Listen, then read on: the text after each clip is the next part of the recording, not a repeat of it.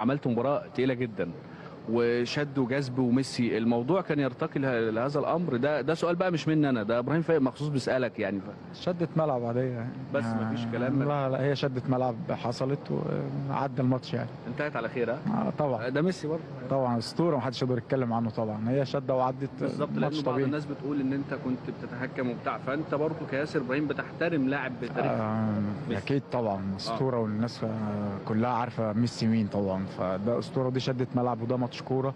وايا كان انت سواء في شغلك لعيب كورة او غيره بيحصل معاك مواقف، مش شرط ان انت يكون بيحصل موقف زي ده ان انت قاصد تعمل بيه او تاخد لقطة معينة.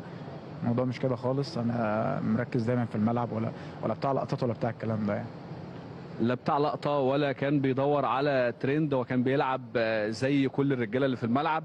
ده كان حوارنا مع ياسر ابراهيم. عودة ليك مرة اخرى زميلي ابراهيم فايق. يا سلام عليك يا احمد عبد الباسط، هفضل دايما اتكلم على الاداء المميز اللي بيقدمه انت النهارده. كل الناس عماله تسال ياسر ابراهيم ياسر ابراهيم واللقطه بتاعت ميسي وياسر وياسر وياسر. عبد الباسط سال السؤال من ابو اخر، السؤال من ابو اخر. كان في حصل؟